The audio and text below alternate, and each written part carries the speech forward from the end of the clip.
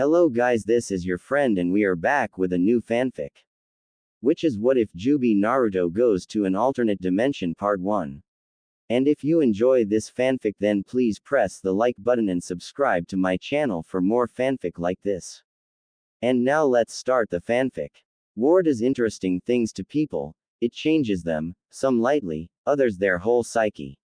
This was especially true for the older members of the Shinobi Joint Army, those old enough to remember the horrors of great ninja wars past. Hatred for the enemy was the easiest way to deal with their emotions, a focus to contain it, to keep them saner than some of their allies. But with some, it isn't enough, they give themselves a goal, a purpose, a reason to keep on living. For many of the shinobi, there was a simple answer, the desire to simply serve their kage and their village till their last breath. To die in the name of those that died before them, family, lovers, friends. Others, such as the many missing nin that have abandoned their village over the years, search for a greater purpose for the existence, power, control, protection. This was seen in many of their fallen brothers and sisters. Naruto was always the optimist, always trying to save others, protect them, create peace for everyone. It was his promise to his departed loved ones, his friends, even his enemies. A promise to create the peace that everyone deep down in the shinobi world longs for despite what they do to try and achieve it. But even Naruto wasn't safe from long-term exposure to the war. With his kage bushin scattered around the battlefields, he witnessed true horrors that slowly began to eat away at those naive hopes he had created. The initial battle for the allied shinobi forces against the masked man calling himself Madara had resulted in their victory, or so they thought. Their enemy indeed had superior numbers in the white Zetsu clones, even more dangerous was their ability to turn into the very shinobi they fought against. The clones were so advanced that they even copied the chakra signature of those they copied, preventing even censors or even the Byakugan to see the false fighters. This Zetsu clone army did manage to add a great deal of confusion to the war, but that wasn't what caused the most damage to the shinobi army. Kabuto had perfected the Edo Tensei, impure resurrection, allowing him to bring back to life many of the greatest warriors from each village. As cruel as that alone was, he left their minds intact, causing hesitation throughout the shinobi ranks. Thankfully, leaving their minds intact allowed the resurrected fighters to aid whoever they fought, helping them to fight and counter their styles. Even with that important factor, the kage-level opponents were still extremely difficult to defeat. Kage-level shinobi reached their levels of rank for a reason, and superior numbers would not help the shinobi army win. As such, they lost quite a few of their number during this first assault, but the masked man had lost his entire clone army, which gave them time to prepare for the next wave. Many in the army couldn't believe that they were able to defeat all the legendary shinobi that had been resurrected. Especially after Madara Uchiha had also been resurrected, somehow possessing not only the Mankyu Sharingan, the wood style of the Shadaime Hokage, but also the Rinnegan. The legendary warrior was decimating the forces standing against him. It took the combined force of all 5 current kage to even hold their ground against him. Many of the shinobi army knew it wouldn't have been possible to even survive without the one they were trying to protect, one Naruto Uzumaki. Thanks to his skill with nature chakra, he created many clones to aid his shinobi allies. The 9-tailed Jinchuriki weeded out the Zetsu that had infiltrated, as well as helping defeat the resurrected kage-level shinobi. He himself took out the resurrected Sandaime Raikage. That wasn't the biggest battle for Naruto though. Wanting to end the battle quickly, he took off to take out the masked shinobi with the blessing of the cages. This was planned for, as when he and Killer Bee found him, he wasn't alone. He had resurrected the previous Jinchuriki and placed their Biju within their resurrected bodies. It was here that Kurama, the 9-tailed fox, truly accepted Naruto as a comrade and not a jailer. Unlike the other Jinchuriki, where their Biju give them their chakra to take on their true forms, Naruto and Kurama shared it, combined it, making them significantly more powerful than an ordinary full Biju transformation. Like his 9-tailed cloak, their full possession was similar in nature, a combination of their chakra to form a golden yellow instead of the dark orange chakra of the fox. Together they showed their power to dominate the former Jinchuriki, with Guy, Kakashi and Bee sealing them, forcing the masked man to flee. Kakashi and Guy had to stop Naruto from following the man down. They too knew they needed to regroup, and losing Naruto would not aid them at all. All it took was to remind Naruto of the Battle of the Cages, including Tsunade, against the resurrected Madara, and the young Jinchuriki took off in that direction to help the mother figure in his life. The two Jinchuriki and elite Jonin arrived to see all 5 cages looking beaten, worn out and furious. Madara had been returned to his coffin, to fight another day before they could successfully seal him. The cages did count their blessings though. They had managed to seal the strongest members of their individual villages, which meant the next battle should be easier with any luck. They once more hid Naruto and Killer Bee and sent ninjutsu specialists to them. With Guy, Kakashi and Killer Bee's description of the battle against the other Jinchuriki, the difference in Naruto's complete beast mode to other Jinchuriki, they thought teaching him as many jutsu as possible while they had the chance was something they had to do. The Kyuubi Jinchuriki had even more chakra than Killer Bee. Unlike other Jinchuriki, Naruto had proven the ability to use jutsu while using the Kyuubi's chakra. Something no other Jinchuriki can claim. Thus the Raikage ordered the training, as he believed that Naruto might possibly be one of the only shinobi alive that would be able to use all 5 elements in the high ranks due to the sheer amount of raw chakra he had at his disposal. Naturally, Naruto was all for learning. After seeing the many shinobi throwing justice during the battle, he realized how little he knew in reality. He literally only had Rasengan and its variants, plus Kage Bushin. Despite training under one of Konoha's top ninjutsu specialists for 3 years and his sensei being known worldwide as knowing 1000 jutsu, he never bothered to sit down and learn from them. 2 years passed with still no sign from the masked shinobi. He had learned quite a bit of Tai, Fuin, and ninjutsu from various shinobi from the different villages, thanks of course to his godly use of Kage Bushin. He even got some instruction from Itachi, who had broken the Edo Tensei's control mechanism through Shisui Uchiha's Mangekyo Sharingan. Itachi informed the cages that he was responsible for ending the Edo Tensei controlled by Kabuto, at a great cost. As he unsealed not only Kabuto's deformed head, but Sasuke's as well. Kabuto had used a similar technique as Hidan. When Itachi beheaded Kabuto after their long battle, he watched in horror as Sasuke's own head was separated from his body. The masked shinobi had arrived at that moment, and Itachi gathered the heads of his enemy and brother before fleeing the area. This of course meant that if the masked shinobi knew Edo Tensei, an indestructible Sasuke, Madara and Kabuto would be facing them in the next battle. Itachi didn't know how long his body would last, as he no longer had a source of chakra to draw from. Kabuto was gathering nature chakra with his snake sage mode to empower the resurrected warriors. That source was now gone. After telling Naruto a simpler version of what happened to his little brother, Naruto had surprised him by asking to implant one of Sasuke's eyes, well, his eyes, but he didn't think Naruto needed to know that detail. He felt honored in a way after Naruto had explained his reasoning.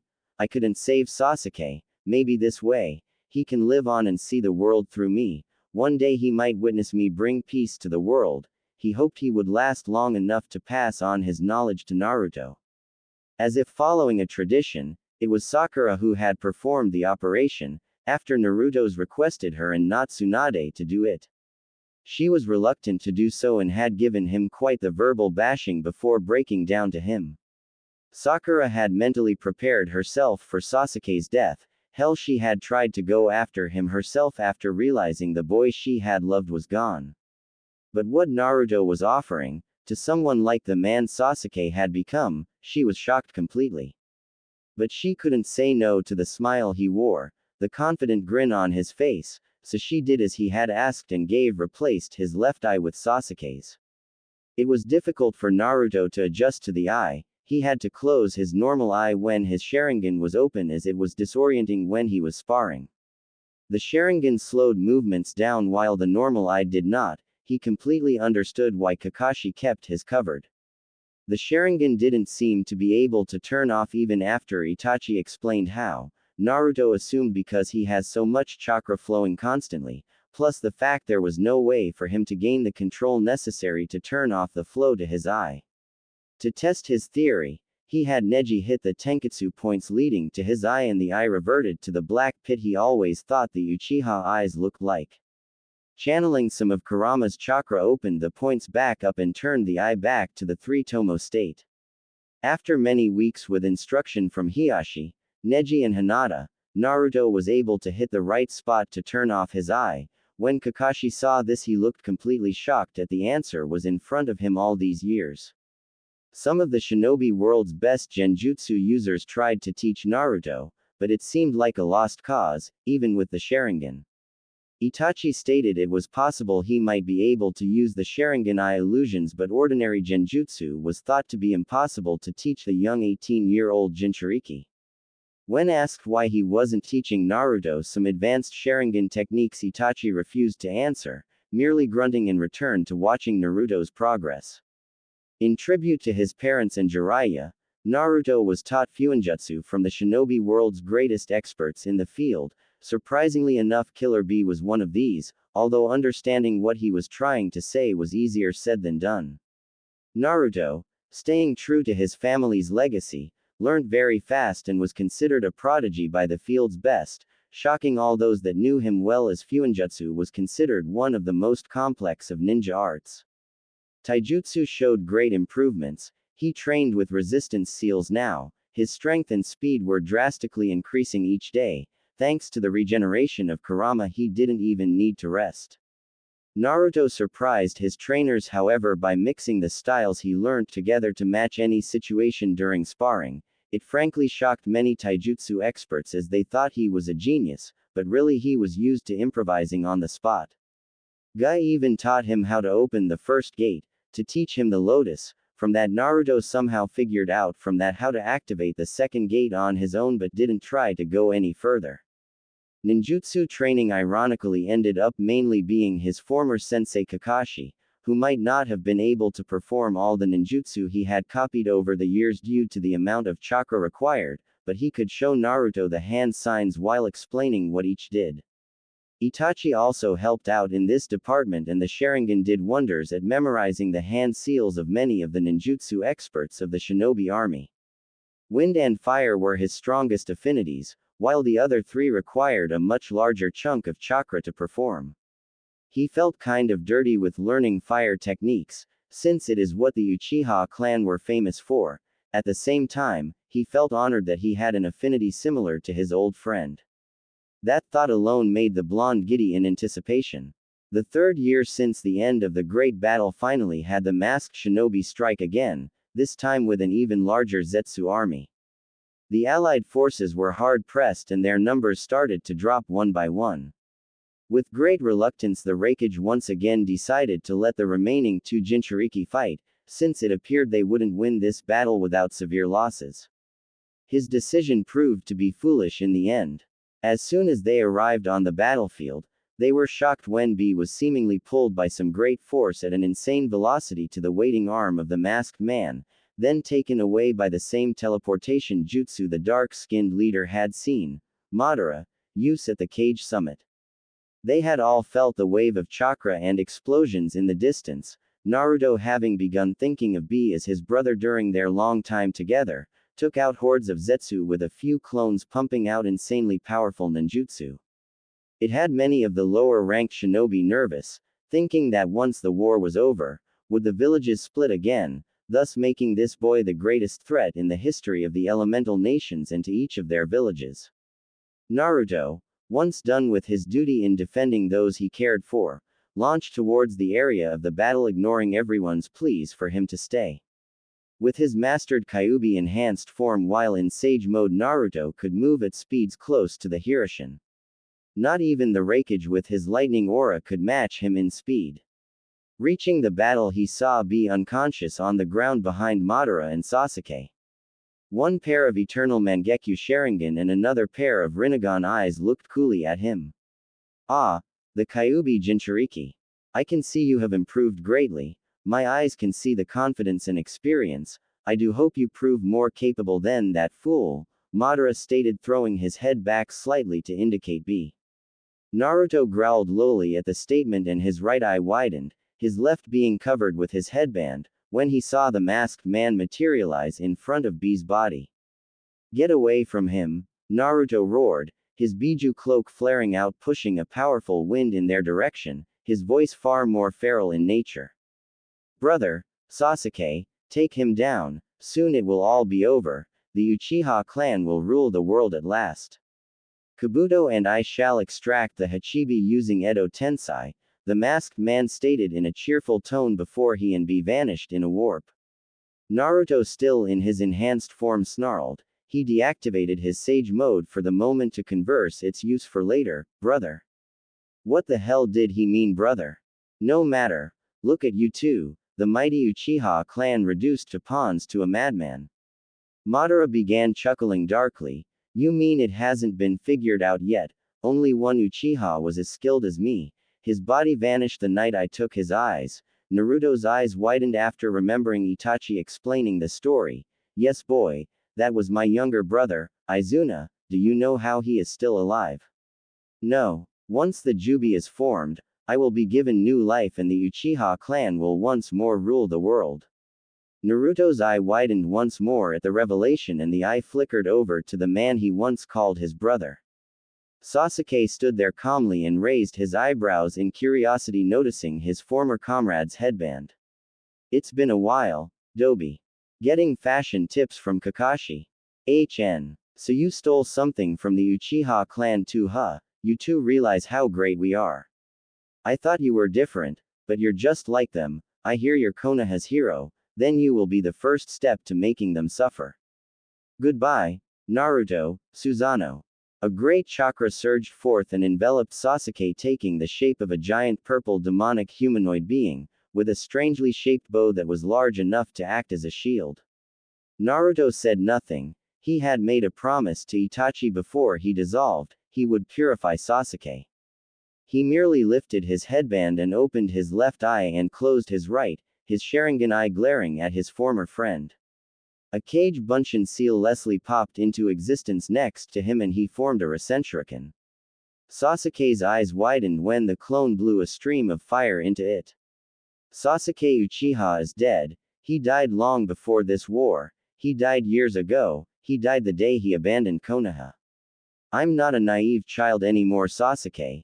Everyone was right. While I was just foolish, I realize that now.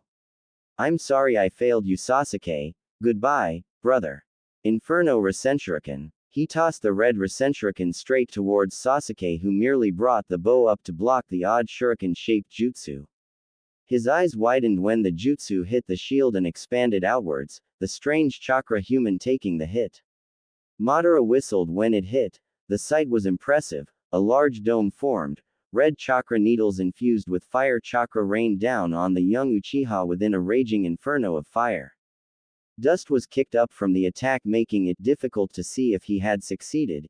Even if he did, Naruto knew Sasuke would reform soon enough. Madara was the greater threat. Naruto stood calmly before his eye switched to Madara, who raised one eyebrow. No word needed to be said between them. They both vanished in a blur and began a fierce taijutsu battle. Bangs seemed to erupt in the area from many locations. In reality, it was the sounds of each blow being blocked or parried. Shinra Tensei. Madara roared, blasting the Jinchuriki back. Impressive taijutsu for one so young, and excellent use of the Sharingan. It won't be enough though. The man took off towards the flying yellow figure before it vanished in a poof of smoke, a clone. He was suddenly grabbed from behind. Boom! Madara got a smirk before he exploded into wood pieces that dispelled another shadow clone. Madara rose out of the earth a moment later, a short distance away. Yes, I was told you love clones, so do I. Taju Mokuden Bushin. Multiple stumps formed on Madara's form before rapidly growing and becoming exact replicas, 50 of them total. Let us see which clones are more durable, shall we, boy? Earth release. Great Divide. 4 large sections of earth rose to surround the large group of Madaras, who immediately began their own hand signs. Water release.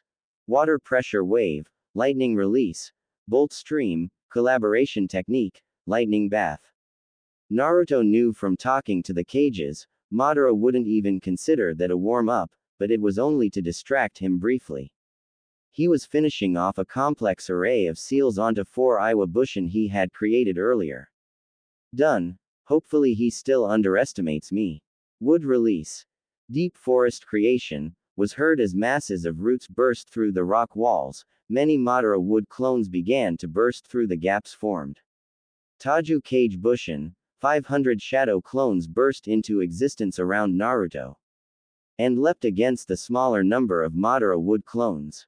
Jutsu was flying all around. Due to them all being clones, they didn't bother holding back at all, so explosions were going off all around.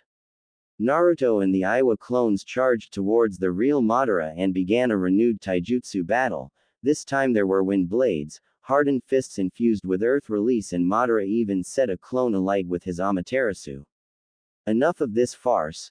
Suddenly rocks began to rise from the debris of the field high in the sky, then collide together, forming a massive ball of rock above the fierce battle.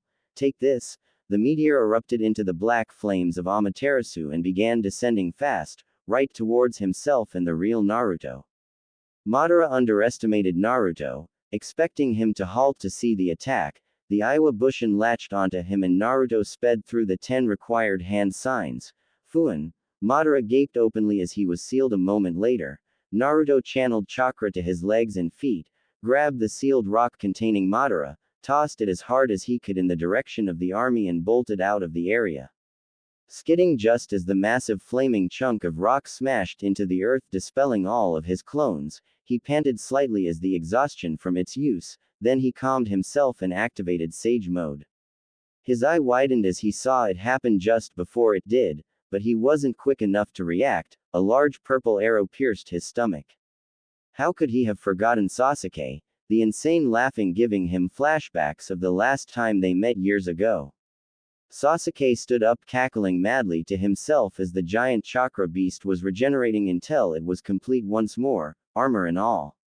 You are still Adobe. Madara thought they were training you. I guess he was wrong if that is the best you can do. Just like every fight you've been in, you beat him because you got lucky. Lucky he didn't notice what you were planning, before he fired off an arrow that Naruto barely avoided.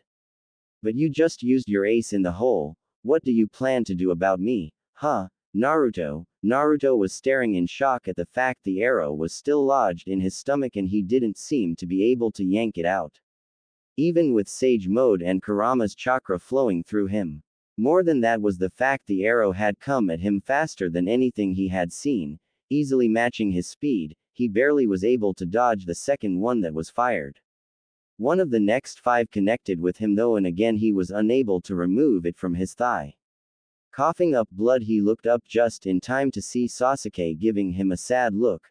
Not good enough, Naruto. Goodbye, brother, and bringing down the bow like a sword and slamming into him. Then his world went black. Naruto groaned when he woke up, noticing he was inside his mindscape on Kurama's head. You just had to get, didn't you, boy?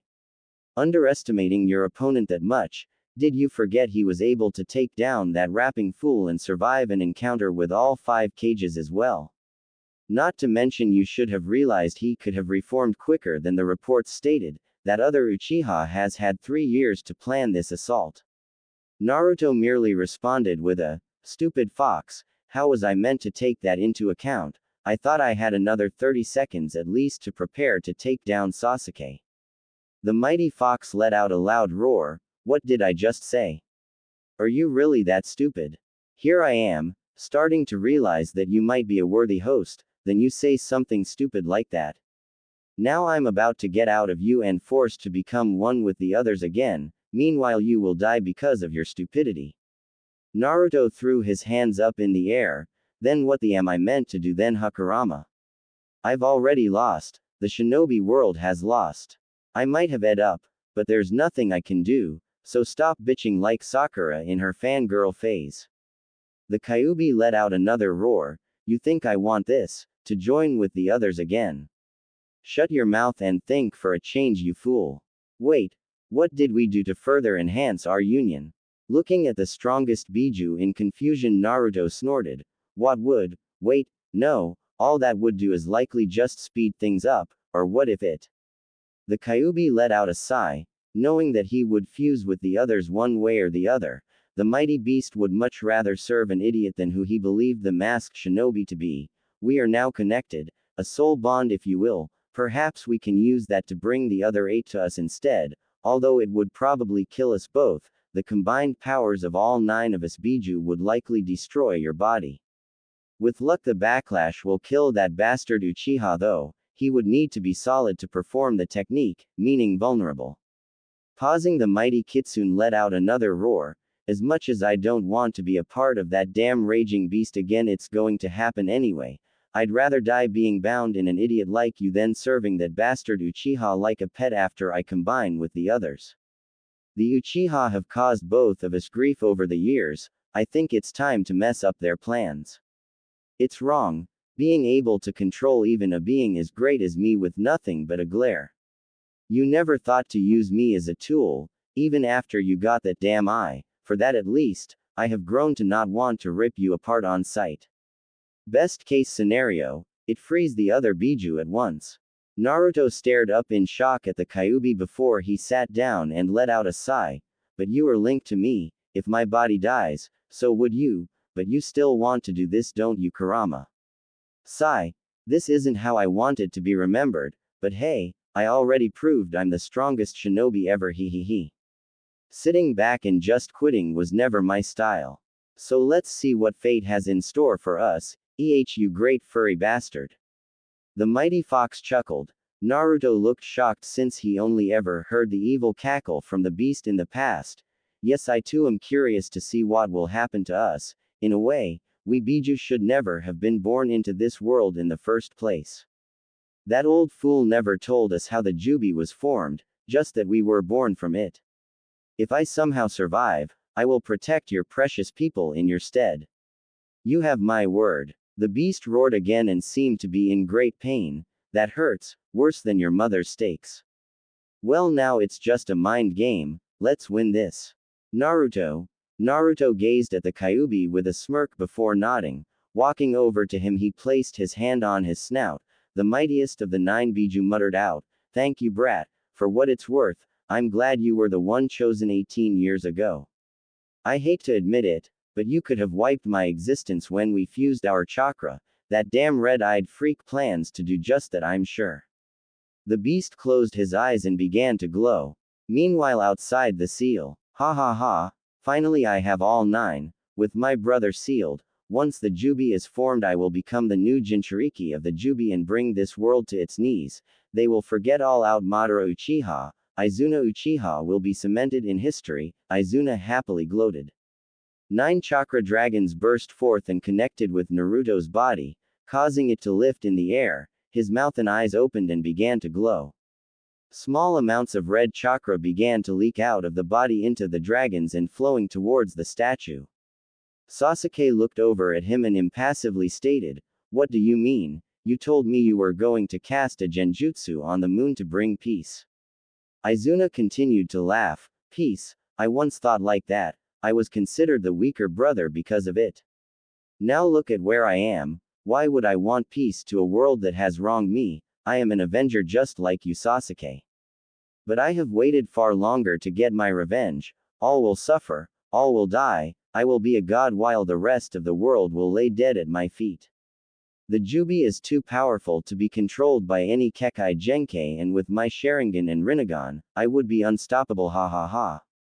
Sasuke narrowed his eyes but said nothing. Not that he could do anything in his body right now. As Naruto said, he's already dead, powerless to do anything but watch. This man had outlived his time. If Sasuke had survived, he would have surpassed him and the Juubi would have been his to use for his vengeance. Now, he was nothing but a puppet, a tool to be used, and he could do nothing to stop it. He kind of wished Naruto had beaten him, perhaps he would see his family on the other side. Izuna suddenly stopped laughing when Naruto's body became shrouded with his odd yellow Biju cloak. Izuna found this strange, as no other Jinchuriki he had witnessed over the years ever took on such an odd form when using their Biju. There was mild rumbling coming from the statue containing the 8 Biju. What is this? It is like he is fighting the pull of the statue. This should be impossible, he stated seriously. His eyes widened when the yellow chakra followed the red chakra to the statue eye. Suddenly all 9 eyes opened at once and the chakra flow suddenly changed direction and began heading towards the Kyuubi Jinchuriki. He shouted out, "What? No, what trickery is this?" Each of the 9 dragons now took on a color representing each Biju. Izuna, fearing the result, tried to cancel the jutsu with his Rinnegan eye but nothing happened, the rumbling just got louder and the chakra flow got faster. His eyes then noticed the seals that were on Naruto's cloak form became more defined and each began to glow a different color, each matching the chakra dragons.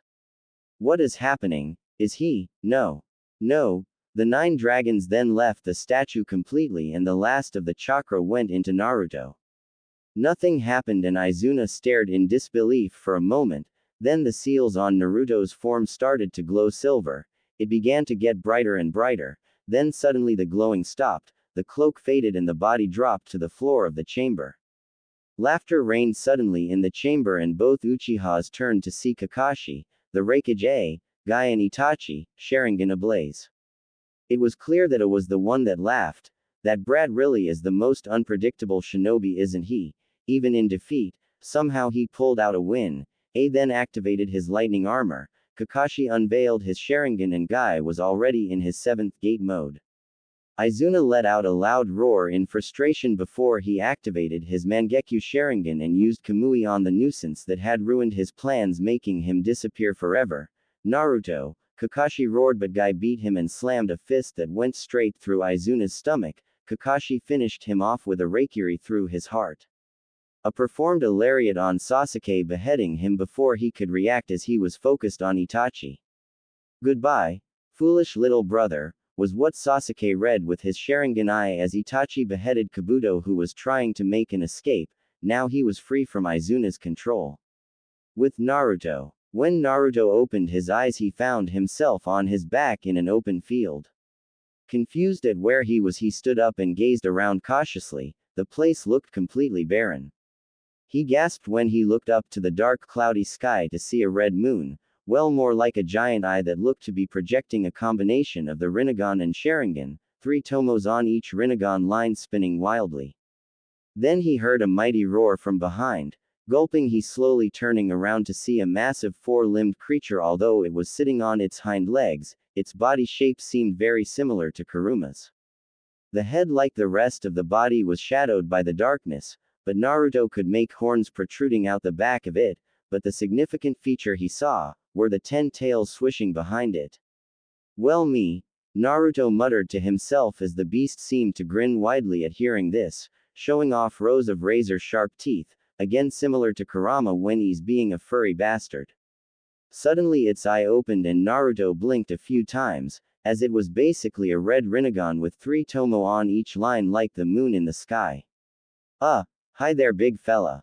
The beast let out another feral roar before looking at Naruto again. "Well, this was unexpected. It would appear we all survived."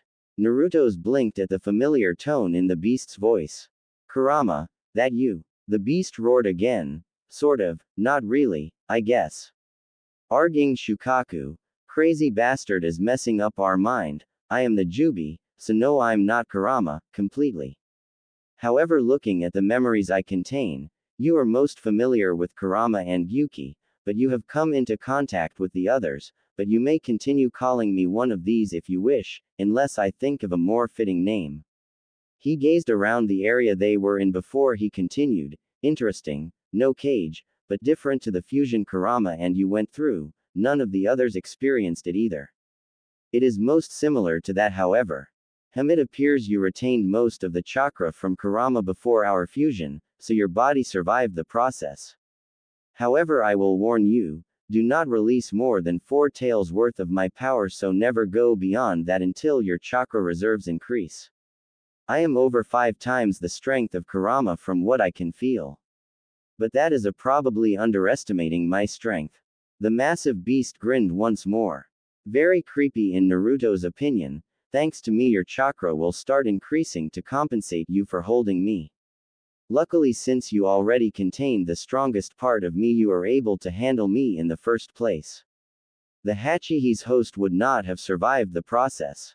I'm surprised we did too. Naruto scratched his head for a moment, then sat down and looked at the beast with narrowed eyes. So how are we still alive though? Scrap that, probably just my insane luck streak. Where are we? Are we still in that cavern? Cause I'd bet that Uchiha guy is pissed off right now. I do not know where we are. At Naruto's startled look, he elaborated, its red eye spinning, as if trying to bore into his mind. You need to wake up to discover that. Naruto's sweat dropped at that obvious statement before focusing on waking up. He was launched back to consciousness. Opening his eyes, he saw it was night and he was in a forest that looked very like the forests surrounding Konoha, if slightly different. That made no sense to him, however, as he should have been nowhere near this area. In fact, he was at least a week away and he doubted the man that spent so long hunting him would just dump him in such a place. Standing up, he felt slightly stiff, making him wonder how long he was there. Then again, it might be due to his chakra reserves getting a boost, so did a few stretches to loosen his joints. He did a few katas as a test before bit his thumb along a seal on his left bicep. A scroll poofed out of it and the seal faded away. Naruto knew how messed up his clothes looked after his battle with Madara and the 2 large holes from Sasuke. The scroll contained spare clothes, black Anbu-style pants, a black shirt with a red Uzumaki symbol on the front and his usual black and orange jacket. He left it partly open at the top before he put on his sage cloak on his back, red cloak with black flames on the bottom. He tapped his Tenketsu point to shut off his Sharingan and launched into the trees heading in the direction of his village.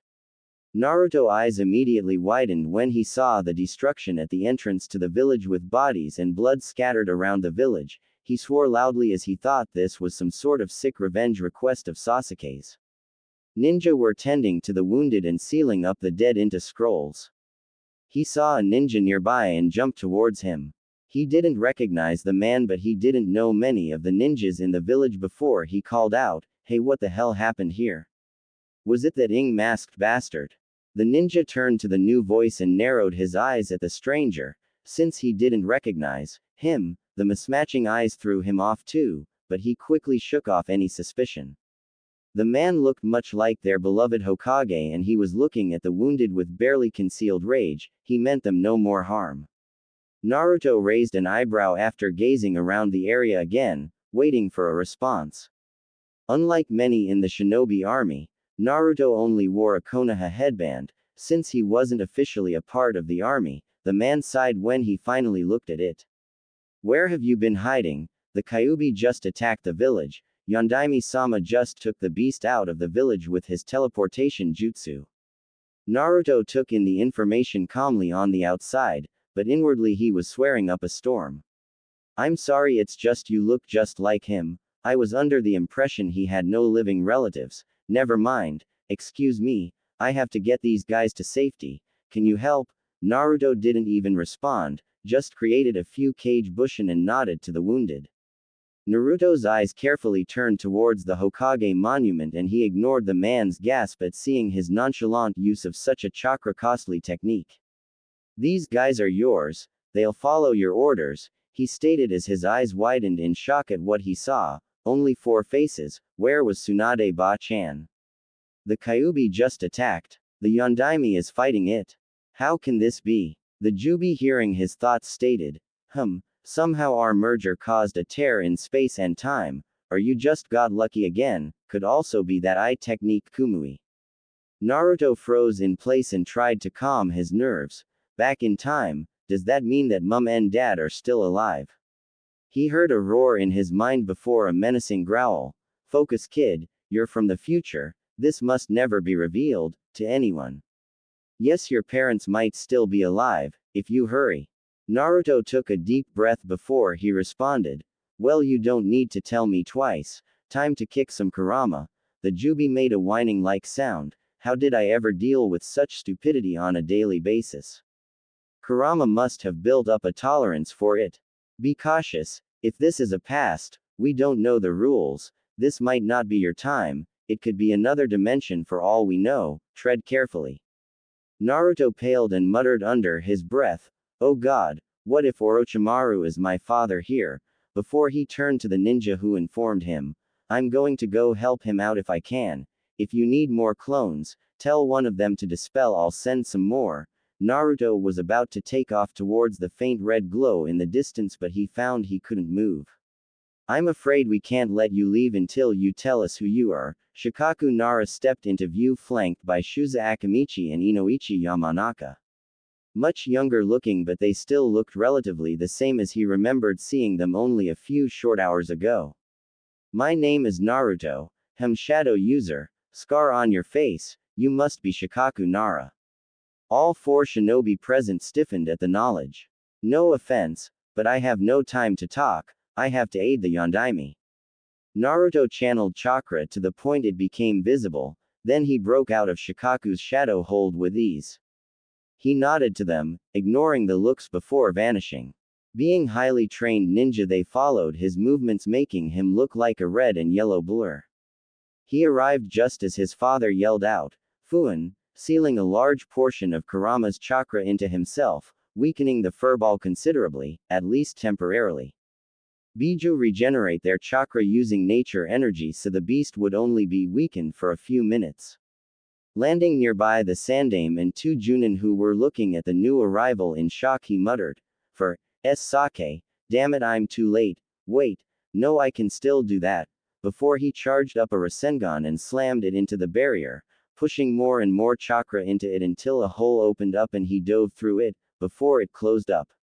"Oh Lord Sandame, did he just easily force his way through the barrier? We tried ourselves to break through with no success." With ease, the grizzled old warrior just looked dumbly at the blonde stranger that ran towards the Kyuubi with a battle cry and simply nodded. The Jonin sighed before stating, "I hope he's on our side then. I suppose you want my chakra now, let's see if you can handle it." Because Naruto hadn't mastered all the Juubi's tales like he did Kurama, when he channeled the beast's chakra, he was shrouded in a chakra coat, channeling more of the Juubi's chakra. His eyes turned silver with black slits, he shut his right eye before his left eye began to morph due to chakra channeling through it. When he channeled Kurama's chakra, his Sharingan remained red, due to that being the color of the chakra. However, oddly enough, the Juubi's chakra caused the Sharingan to turn into a silver eye with 3 tomo. His whiskers thickened considerably, one tail stuck out, which split into 2, shortly after 2 more tails came out. Naruto let out a feral roar that echoed throughout the area. He appeared behind his mother and father in time to block Kurama's claw from piercing them. He threw the claw back, making the 9-tailed fox land on his back. He quickly went through hand seals and pinned down the beast with chakra chains like his mother had shown him in his mind. Hers required no hand signs, Naruto just used an imitation. Kurama. The beast that was writhing around in rage froze in place and stared at Naruto with his jaw actually open. The mighty fox's eyes were just as wide, more so when he saw the number of tails and the sheer power for chakra. How? Who? Wah? Naruto ignored the stunned beast, released his shroud, turning off his Sharingan with the Tenketsu point and turned to his parents who were watching him in shock and awe. Naruto rubbed the back of his head in a familiar manner to all present and put on a big cheesy grin before he stated, "Hi." The witnesses' eyes widened in complete shock before Naruto turned serious. "I'm sorry, but you need to finish what you started, Minato. I didn't get here in time. If I did, maybe you could have survived, but you've made the deal with the Shinigami with the Shikifuin. There was a reason the seal was forbidden. Kushina, you also are too low on chakra, and having a Biju ripped from you is fatal. I'm shocked you're still alive, but you are an Uzumaki after all." Naruto sighed before he looked at them intently. "However, I might be able to help you be a part of your son's life in a way, if you each have enough chakra to create a kage bushin that is. It will be far more permanent than just leftover chakra you were planning on inserting into him anyway. Once his chakra reserves are big enough, you will be able to enter his mindscape, technically be able to see and talk to him as she sleeps or enters her mindscape herself. Since I stopped the furball here, you should have enough chakra to be put into the seal I'll create. Minato got over his shock, processed the information given the fastest and stated, while I'm impressed of your knowledge, power and obvious sealing skills if what you state is possible, you did get one piece of information wrong. At Naruto's questioning glance wondering what he got wrong, his mother had told him this story first hand after all. I have a newborn daughter, Naruto, not a son. But if you can what you stated, then I would be grateful. I hope I'll have enough chakra left. Minato checked over the ceiling pedestal he prepared for Naruto, so only Kushina saw Naruto's eyes bug out and jaw drop in shock. Kushina looked at her currently crying daughter to the speechless man in front of her and noticed the similarities. Blonde hair, blue eye, the other eye kind of looked like Makoto's, hell even the whisker marks on their cheeks. Hell, he could probably pass as the father to her little girl at first glance. Seeing as her husband trusted the stranger enough, she too focused her chakra for one last time. She could feel the life fading and knew even without the offer she would die. She was stubborn but not stupid.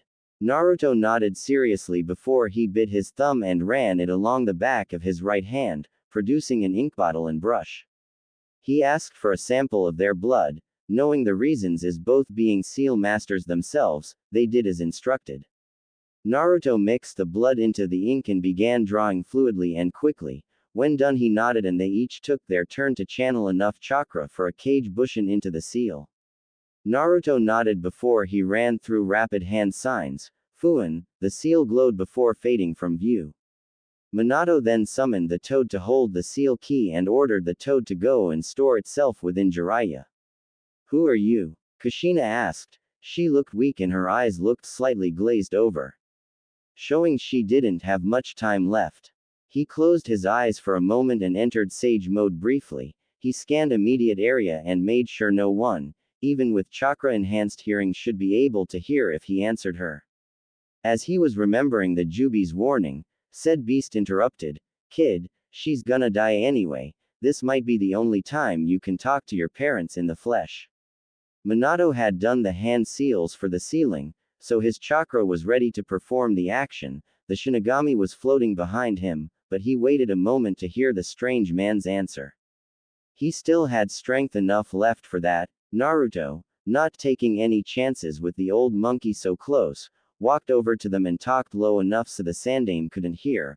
"I don't know how, but I think somehow that masked bastard you just faced Minato sent me here, from another time." At the look of disbelief on his parents' faces he sighed and ran his hand through his hair. "We don't have enough time for a full rundown, so I'll give you the simple version. I thought I went back in time, but it's something else since you have a daughter, not a son. Trust me, it should be a boy. I should know." Confusion was written on both their faces for a moment, playing his words through their heads. Kushina looked back and forth between her baby and the strange man. Suddenly her eyes widened in shock and she gasped, catching Minato's attention. "Why, you're our child, aren't you?" Naruto smiled at his mother. "Well, I guess I wasn't as vague as I thought." "Yeah, 18-year-old Naruto Uzumaki Namikaze. Nice to meet ya, Mom, Dad," he finished with a chuckle. Minato looked at him with narrowed eyes, as if he saw him as a threat, but after a moment he suddenly got a bright grin. "Well, I see that you turned out strong, son. I have to ask, since you changed my original plan with that seal, I take it I did that with you, so did I, ever explain to you why?" Naruto held up his hand. "There wasn't much time left to finish up. You did. When I went berserk when I thought someone important to me was murdered, I had almost released the Kyuubi in my rage. You stopped me before I tore off the seal. I was angry at first because of how I was treated by the village growing up, but I got over it. I strove to make you both proud of me. I might not have known you were my father until I was 15, but I always wanted to surpass the Yondaime Hokage though." Kushina was crying even harder. "I'm sorry. I'm so sorry." Naruto wasn't sure what to do at first. He looked at his father for some sort of idea, then noticed a very distraught look in his eyes too.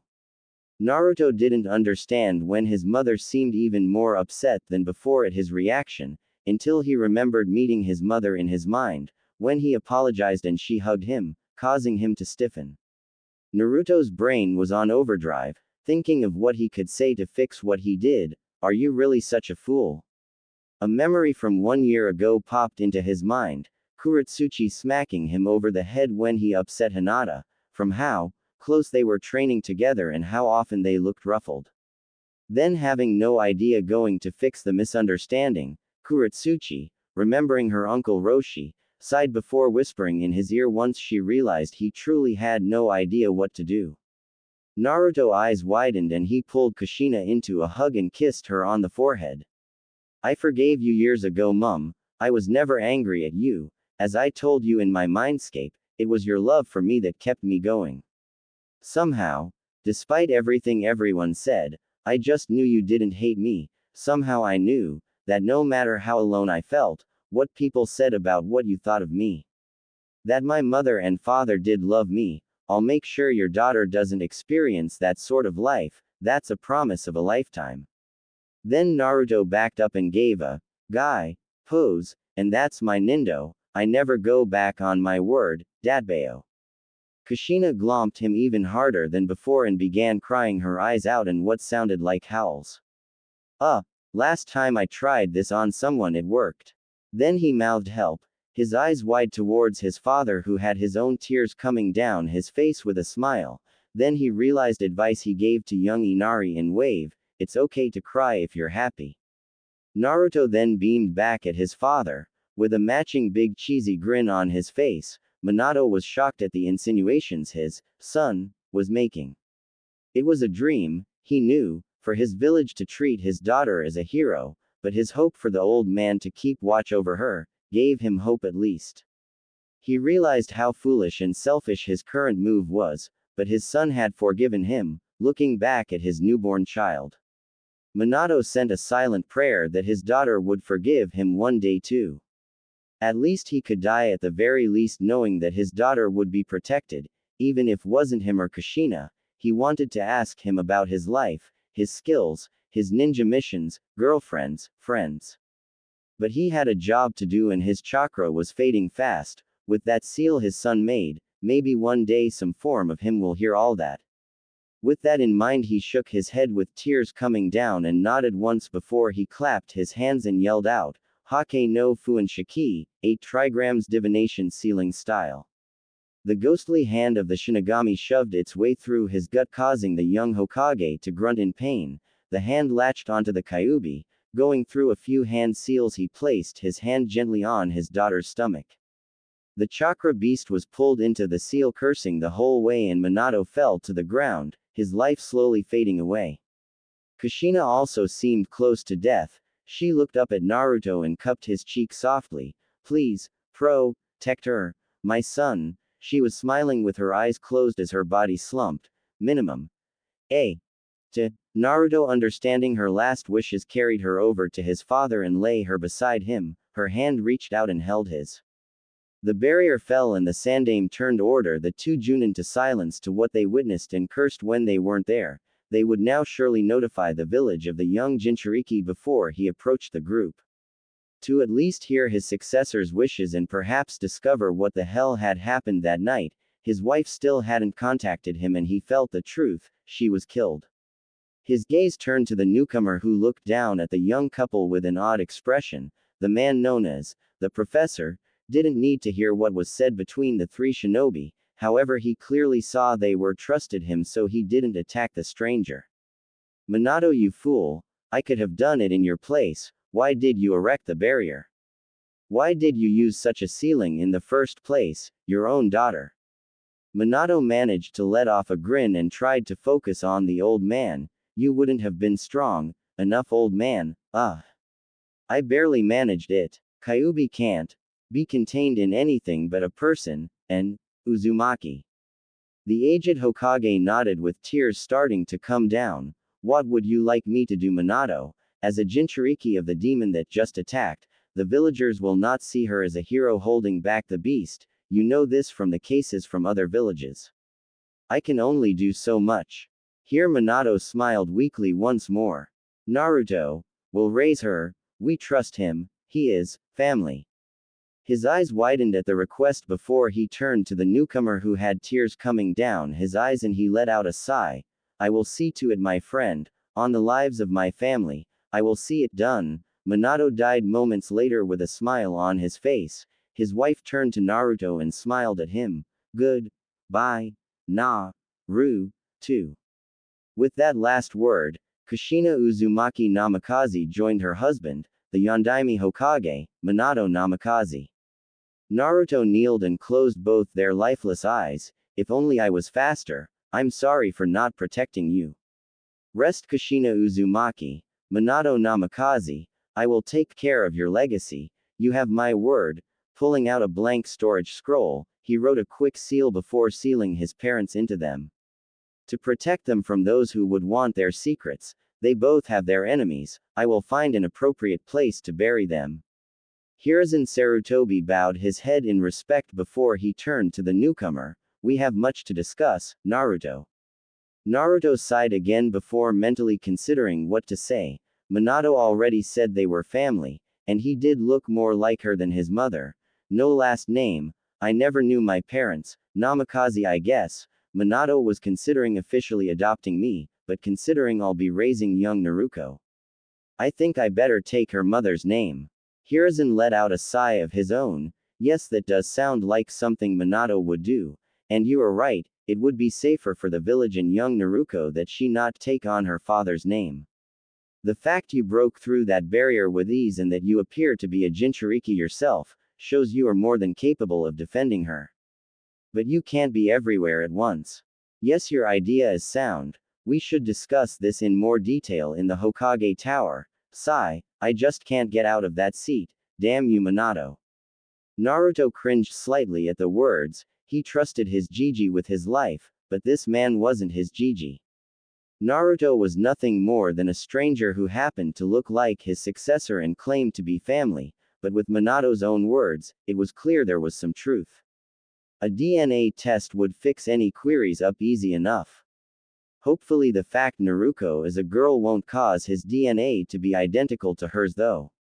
He sighed internally but didn't panic as he would have in the past. Lead the way. Hokage-sama. The old man grumbled and looked to age drastically in a short span. To Hiruzen, however, all he could think about was all the paperwork this disaster will cause, the funeral planning, costs to rebuild as well as the sheer military losses that were caused that night. It wasn't something to look forward to. Thankfully young Naruto would be a quick fix for Naruto so he wouldn't have to worry about the girl. He had a few plans to discover if this boy was being truthful anyway. For now, he sensed no ill intent so he wasn't too concerned. Yes, as a fellow Jinchuriki you would be the most suited to raising another. However, I will need you to attend a council meeting with me to go over the details with them all, such as your admittance into our forces, since I know all the shinobi in the village and I do not know you from our ranks. There is also another matter that would be throw off the council. At Naruto's questioning glance he continued, few civilians knew about Kushina being pregnant, she had a powerful genjutsu on her to hide the fact, many shinobi from main clans would likely know unfortunately. Now Naruto is the child of the feared Yellow Flash of Konoha. If word of her existence got outside Konoha walls, there would be assassins knocking all the time, meaning diverting resources to keep her safe from outside and within our walls. The wise old Hokage made a point to look at both the baby on the pedestal who oddly enough was sleeping in himself. However, you and Naruto are both so strikingly similar, with your whisker-like facial marks, you could claim she is actually your biological daughter. Hell, we might even convince some of the clan heads, especially if we do a DNA test to prove it. You are so similar to Minato, your DNA might be as well. But I can arrange for results to be altered if need be. I don't wish to do this to Kushina or Minato, of course, it is in a way disrespectful, however it would keep people from learning the truth and you could tell Naruto the truth when you feel the time is right. Naruto blinked before chuckling softly to himself. I see now why you are known as the professor. The issue I have is that would that mean if those DNA results were leaked, they may assume I'm actually the one that knocked up Kushina. The Hokage had a sparkle in his eye. as if it were an ingenious idea. Meanwhile, Naruto was shitting himself. How could he state he was romantically linked to his own mother? He let out a loud sigh, but the Hokage let out a soft chuckle.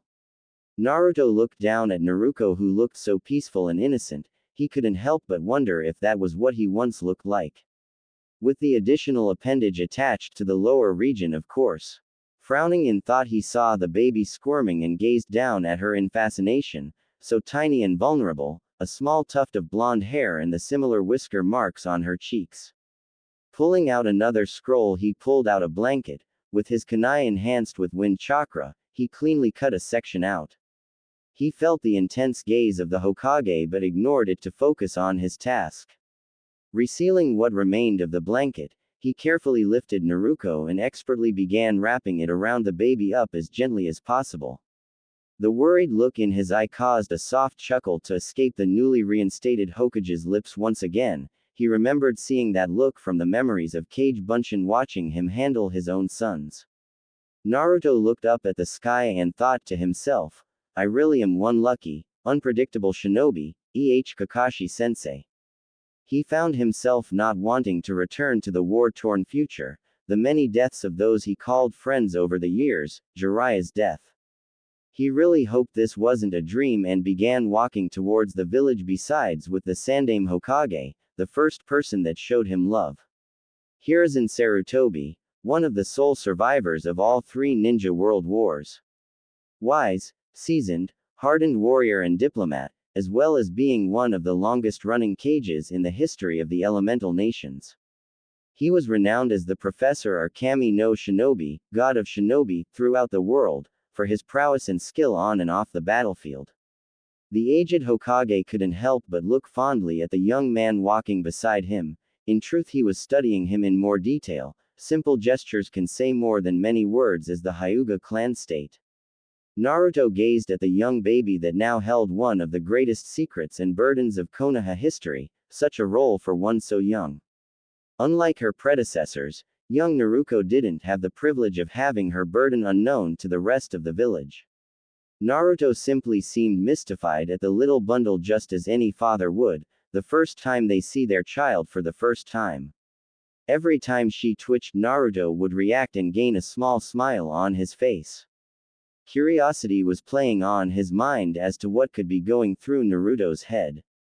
Hiruzen also took time to look at Naruto closely. His resemblance to Minato was uncanny. They could have been brothers. Hell, he couldn't help but wonder if they were possibly brothers. The Jinchuriki used the Rasengan to break through the barrier, and that was one of Minato's prized jutsus. It can't be copied just by observation, you have to understand the mechanics behind it. Minato must have taught him. What plagued Hiruzen was when this could have been. As they headed towards the village, Naruto's posture was relaxed and calm, as if he had walked the forests surrounding Konoha many times. It showed a shinobi that had no need to survey his surroundings, a shinobi that had already knew the layout like the back of their hand. But how could Naruto have managed this without one of his old Anbu, his old teammates, Danzo, or even Jiraiya notifying him of the new face in his village? Paying more attention to the young lad's attire, his eyes narrowed for a moment when he caught the Uzumaki symbol on his t-shirt. Konoha used it on their uniforms from the Alliance during the Shidaime's time as leader. Possibly a coincidence, but Kushina clearly trusted him, Minato too, by asking for his permission to allow Naruto to raise his daughter. Hiruzen didn't think even Jiraiya would have been given that right. Then there were the eyes, mismatched. While one looked just like Minato's, the other eye looked like a member of the Uchiha clan. That eye could cause you problems, but, interesting, I wonder what would happen if I did. This the Juubi muttered to himself as he burst a surge of chakra into Naruto's eyes. Ah! Naruto yelled out and his left hand shot to his eyes. His right safely cradling Naruto. What the? Wary instantly, Hiruzen pushed all his senses to maximum and tried to determine the source of causing the young sudden pain. But he couldn't sense anything amiss. Turning back to Naruto, he saw the young man blinking rapidly. What the did you do, hole? Naruto quickly determined after pushing his own senses out that it wasn't an attack, the great chakra beast within him was the cause.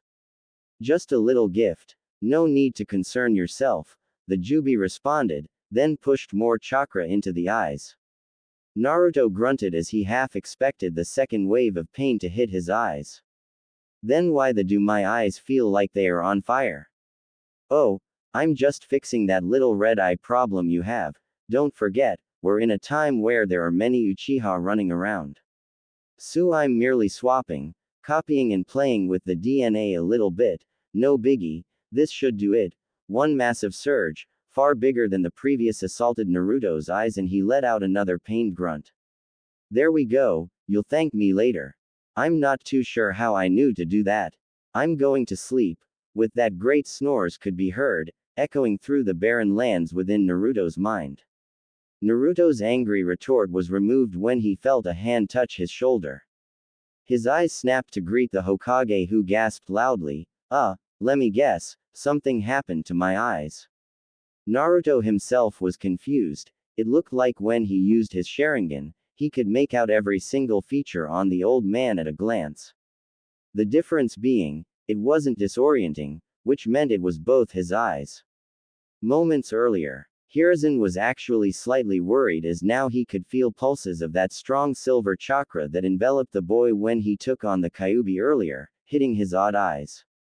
They were close to the village, and the last thing he needed was the new guy going out of control within his village. Just as he was about to take action, he felt the pulses stop. Cautiously he placed a hand on the boy's shoulder, and his eyes widened, letting out a soft gasp when he seemed to look at two silver Sharingan-like eyes. Naruto didn't say anything, just ceaselessly created a cage bushin, ignoring the intense glare he seemed to be getting from the Hokage, turned to his newly made clone. Both looked at each other and let out simultaneous sighs. Well, that was unexpected. Naruto tried the method that never worked for him before to turn off the Sharingan and got a curious nod from his clone. Yeah, it's off, boss. Then it's simply dispelled. Turning back to the Hokage, his eyes both now his cerulean blue, he improvised on the spot. It's part of being a Jinchuriki to the one I have got in me. It likes to change the base color of my eyes randomly for some reason. Hurts like a bitch every time though. Inwardly he yelled out, I hope you can actually do that, bastard. Naruto roared into his mind. His only response was an exaggerated snort before snoring was heard again. Closing the link, he continued on his way towards the village. The Hokage deciding to just go with that answer, since Jinchuriki were known to have some odd abilities, but that silver Sharingan was something he would get an answer to, but for now he had other matters to attend to. The broken down gates of the village were within sight now. The reinstated Hokage's heart tightened when he saw the state his village was in. Gazing at Naruto again, he was surprised to see the genuine sadness in his eyes. Something like that is difficult to fake for a place you do not care for. Hiruzen would discover his story, or he was not the man who had lived so many years. They walked through the village, Hiruzen shaking his head sadly at the panicking civilians. He was again surprised when the man once more sly called out, Taju Kage Bushin, and his mouth actually fell open at the sheer amount of clones. There had to be at least 100 of them. Aid whoever needs help, scatter. The clones didn't need to be told twice and vanished in multiple directions. Sure, Hiruzen knew how much chakra Jinchuriki had, but that amount was unbelievable, plus the fact Naruto didn't even seem winded from it, as if it were second nature to him to produce so many clones. This again baffled him, how he could get in and out of the village undetected. True, he might have been using a henge, but his all-seeing Hokage ball, plus the detection barrier, should have alerted him to such a powerful shinobi entering his village. So how did he get past one of the best safeguards the village held? Sighing inwardly, he knew it would be pointless to continue this line of thought. The boy looked to be no threat. The truth would reveal itself in time. Many people looked at the Yondaime lookalike in awe, curiosity at his appearance, the sheer amount of copies that were aiding them all over, or perhaps they were told how he tossed the Kyuubi aside like a misbehaving mutt. Or, as Naruto liked to believe, maybe he just looked that awesome with his sage cloak on. When they looked at Naruto in his arms though, some of them turned their expressions to hate and glares. I guess those Junin I saw when I arrived at the barrier have spread word about Naruto Gigi, and my bitch slapping Kyuubi around. Sweet dropping over the nonchalant answer of taking on the strongest of the Biju, he did observe that he nodded. It seems they already are thinking of her as the demon itself, since she is weak and they can channel their anger towards her. I don't know what would have happened if you had not arrived, Naruto. Since I formed the council, decisions are based on vote. Naruto would not have been placed with a family as an orphan.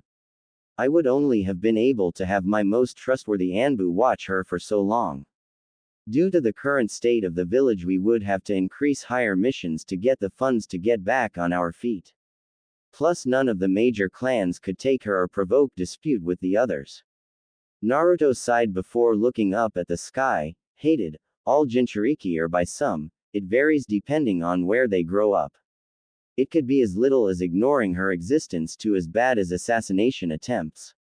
Still, I'll be there to help her, but still, the glares may get to her, the hushed whispers, parents telling the other kids to stay away.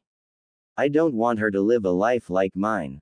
Hiruzen looked saddened at hearing this, but he nodded, understanding it was likely true. He had lived a long time, knew full well how Jinchuriki tended to be hated by the locals. The ninja population held more respect but were unable to take an active place raising them, or face the wrath of their comrades. Civilians may see Jinchuriki as demons, ninja, see them as weapons. Any ninja that isn't directly blood related would be hard pressed to have other clans or fellow ninja believe they weren't raising a superweon against them. Naruto winced a few times as memories came pouring in, someone mistaking him for the Yondaime at a distance and praising Kami, only for him to land and have them saddened again. Some of the bodies torn apart from Kurama's claws or bodies crushed. Little children crying for the parents. His heart clenched when a clone had found Iruka screaming at an Anbu who refused to bring back his parents. Hiruzen noticed the flinches and changes in expression, but knowing the Kage Bushin himself, he knew of the side effects of receiving the memories, so said nothing. They finally made it to the Hokage Tower and Hiruzen led Naruto to his now once again office. He stated to the Anbu present that Minato-bin had killed in his battle before asking them to gather the council for an emergency meeting. He then activated the sound barrier seals as well as a crib that was sealed on the side of the desk that Minato had installed. Naruto walked over and carefully placed Naruto in it. He turned to see the Hokage looking at him seriously, the friendly nature gone and the look of the leader of a village in full effect. He asked some question he expected Naruto not to answer immediately, but it was his duty, so he asked nonetheless, "Where are you from? How did you get into this village? How did you obtain those eyes?" "I gave Minato my word, but that doesn't mean I trust you, young man." Naruto gazed down at Naruto inside of it. He closed his eyes in thought. He wanted to glare at the Hokage. But Naruto wasn't stupid. He was the leader of the village. Naruto was an unknown. With his Sharingan-like eyes, the old man probably thought he tricked Minato to say what he did in his dying moments. Training with the best, with his own ability to improvise on the spot, Naruto decided to go with the flow as Kakashi used to tell him, tell half-truths and insert lies to deceive. Opening his eyes, he sent a small smile over at the old man. "I was told I was born somewhere on the outskirts of Konoha. Beyond that, I'm not sure where I'm truly from. I've looked for years for information of my parents, but I could never find any. When I got my hands on a bingo book and saw a picture of the yellow flash, well, I thought there could be a possibility we were related." Hiruzen merely pulled out a pipe and lit it before gesturing for Naruto to continue. This much was believable. Naruto thought of Jiraiya and his heart dropped remembering those times. With a small smile he continued, "I'm not really sure how I survived my first few years. I don't really remember anything from that time. But from the time I do remember, I was living in the wilderness, sneaking into villages where I saw people and stole food when I could. One day I came across a campfire with a man who was cooking food. He growled and told me to come out. I wasn't taught talk, but still I somehow understood he meant no harm, so I came out. He sized me and smiled, telling me he would train me to survive. Remembering some of the adventures with Jiraiya, he got a cheeky grin. Over the next 6 years he trained me. In hindsight, I think he was a missing nin. He never told me his name, so I started calling him Aro Sennin, perverted hermit. Hiruzen grew curious at this. It truly sounded like Naruto was describing his student Jiraiya. He was known to take in strays and train them to defend themselves, but surely one who looked like his student would have caused him to bring the boy to the village. So he dismissed the idea for now. He would demand Jiraiya to return. After all, Naruto was his goddaughter. Naruto was now mixing his story with Nagato and Conan's, but it's one that stuck with him. Aro Sennin always stated that I would one day bring peace, so I trained hard to prove myself. It gave me a purpose. A reason to get stronger. Then one day he said he was leaving, that I could take care of myself now. With that alone he merely walked away and left me on my own. Hiruzen ran over what he was told to try and find any plot holes. It seemed eerily familiar to Jiraiya's tale of training the three rain brats, but none of them matched Naruto's description, plus if he were he would be older. One thing that made no sense though came to the forefront, an interesting tale. Naruto, however, you are a Jinchuriki, a human weapon. A tool for a shinobi nation. He saw the look of rage at being called a tool but dismissed it for the moment. No village would have let their Jinchuriki out of their sights, and as far as I'm aware, all the Biju are accounted for. So which do you contain? Naruto stood and walked over to the window with sad look at the village below. He said, I kept training, improving my skills. What was hard was I never knew about my Biju. I only found out when I got in over my head. I was fighting a boy wielding the Hyoten Blo online.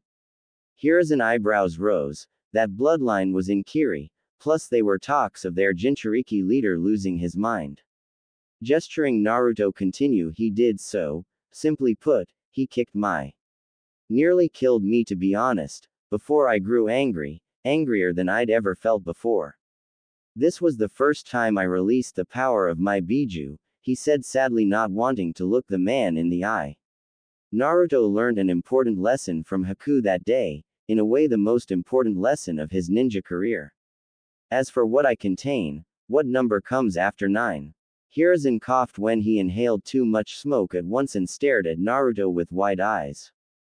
The oldest living Hokage prided himself on his knowledge. One of the biggest secrets of the ninja world was that the legendary sage was the Jinchuriki of the strongest Biju, supposedly an indiscriminate raging beast that made the Kyuubi look like a puppy, the Juubi.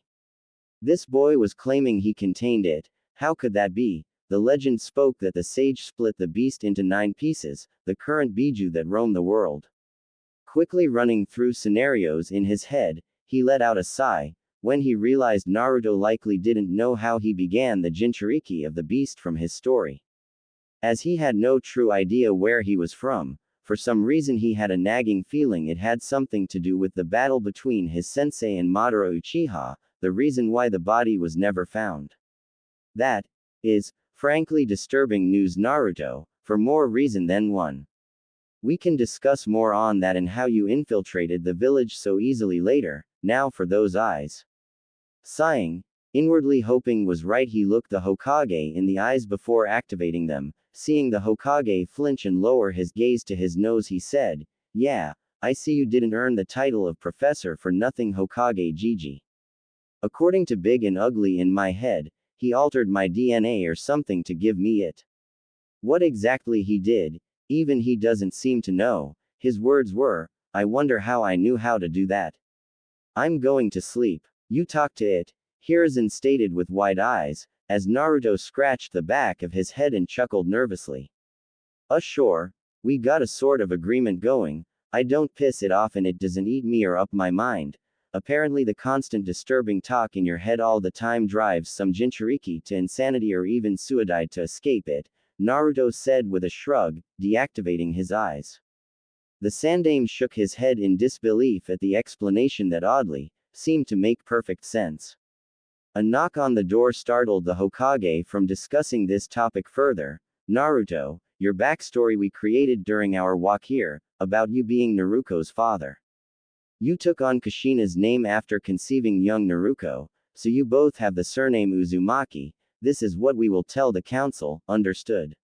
I shall handle the paperwork later to hide the trail to the truth. Another knock sounded and Naruto simply nodded. He could sort out the repercussions later. This was an order from his Hokage. The seals deactivated and 3. Clearly young Anbu entered into the room. Hokage-sama, the council is waiting for you in the chambers. The Anbu all turned to Naruto and proceeded to stare at him. Naruto meanwhile would recognize one of them anywhere. That silver hair gave it away. He never understood why Anbu never hanged their hair while on duty. It's not like gravity-defying hair was common in Konoha, Kakashi's. I assume. He stopped himself from saying sensei just in time. Minato told me about you. I thought you would be taller though. Naruto honestly never remembered how old Kakashi was, but judging from his size and height, we would be around mid-teens. Nonetheless, Naruto gave him a bright smile and scratched his head nervously. Kakashi gasped at what he just heard. How did this blonde guy guess his identity? He might not have been in Anbu long, but still, he was in his getup. Meanwhile, one of the other members chuckled, causing Kakashi to turn and glare at him, which provoked loud laughter. Hiruzen himself couldn't help but chuckle before he stated, "You can remove your mask, dog. You too, Eagle, Cat, tell the council we are on our way." The youngest of the 3 Anbu saluted before leaving out the door. Turning to the remaining 2, Hiruzen continued, "I thought you might like to meet you sensei's relative boys." "How did you know it was him, Naruto?" Naruto blinked in surprise, looking curiously at Eagle. The young man knew both his sensei's teammates died during the Third War. Did his father take on other students before he became Hokage or something? Hokage-sama, does that mean sensei, is he? Hiruzen sighed before nodding sadly. Yes, Obito, I'm afraid he sacrificed himself to seal the Kyuubi into young Naruto there. I know it must be hard for you both. Both boys stiffened at the insinuation and removed their masks. Naruto's eyes widened in shock at the name Obito, then he saw Kakashi with no scar over his eye and both the same color.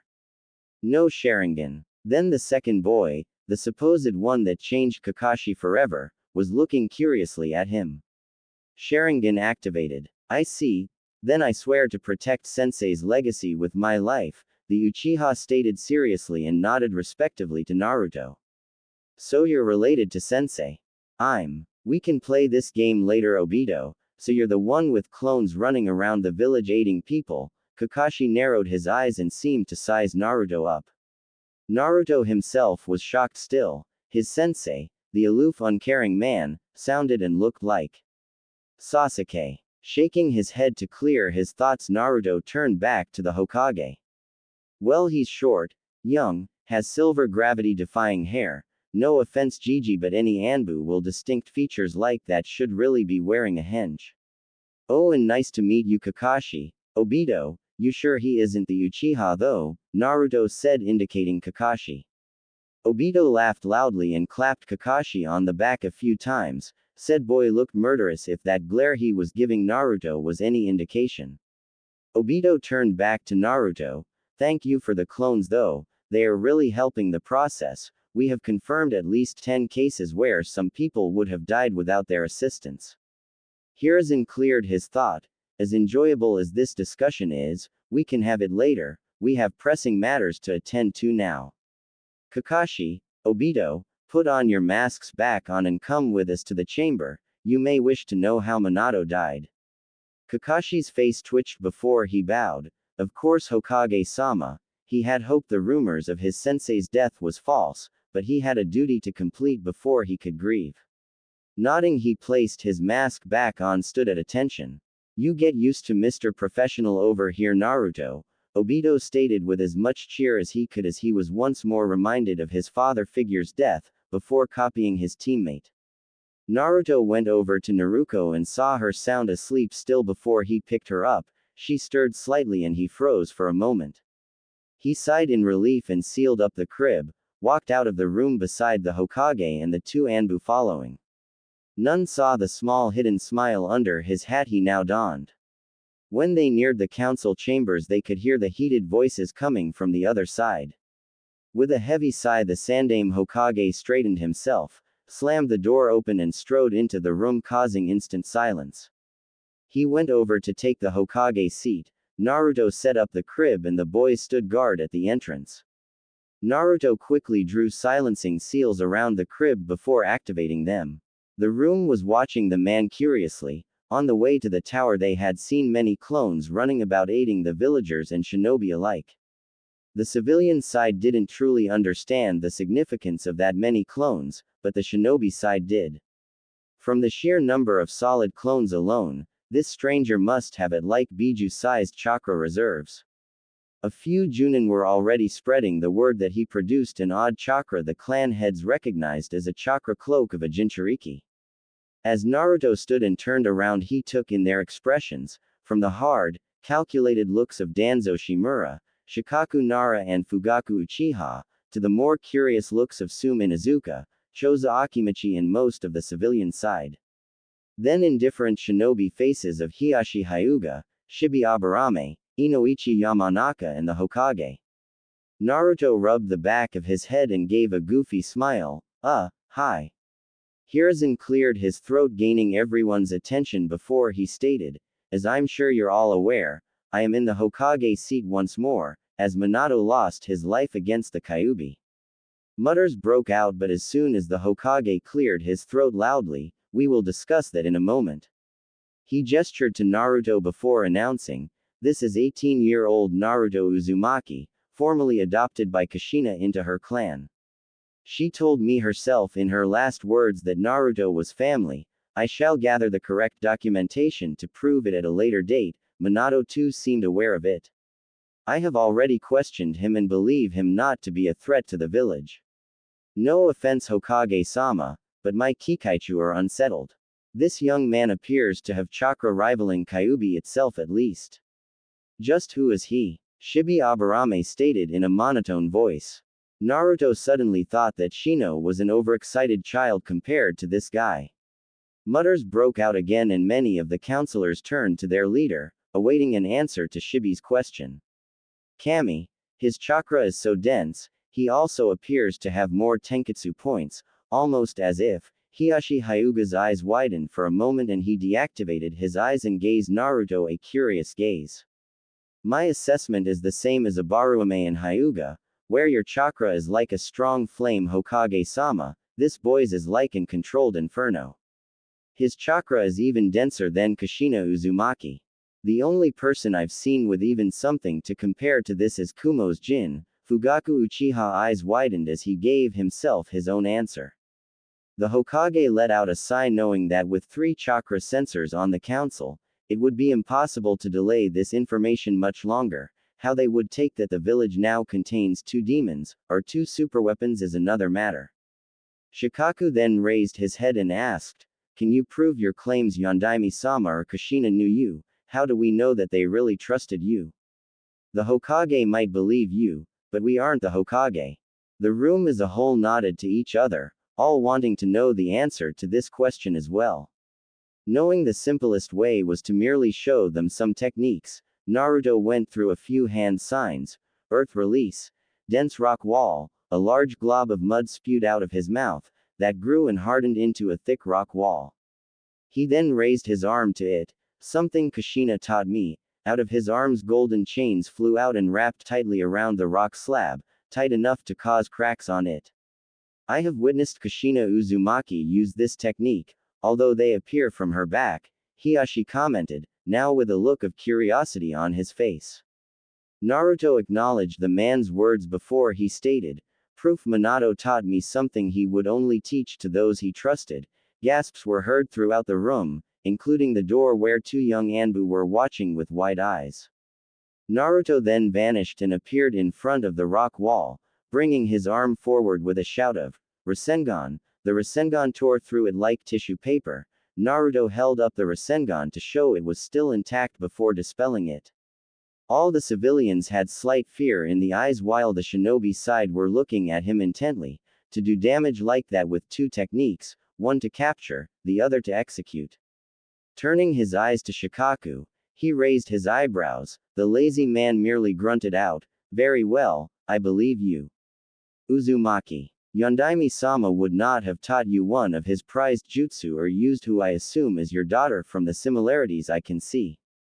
If he didn't believe you could be trusted." The room was silent for a moment processing this. Danzo took that moment to speak.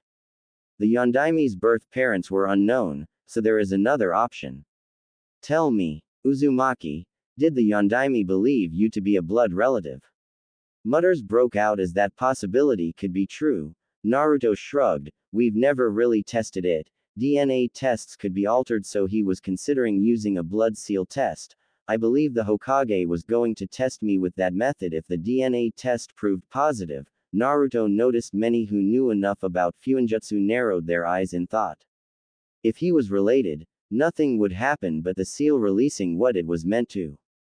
But if it didn't, the seal would drain the user of their chakra, usually leading to chakra exhaustion, then death, but with this boy's sheer amount, that could prove dangerous. Naruto noticed the surprised look on the old Hokage before mentally smirking. Then a pink-haired woman Naruto assumed to be Sakura's mother spoke. "What happened to the Kyuubi Hokage-sama?" Hiruzen took out his pipe and lit it, knowing this could get ugly before he stated calmly, "I'm sure it has already reached your ears, Haruno, since Naruto and I saw some glares on the way to the tower.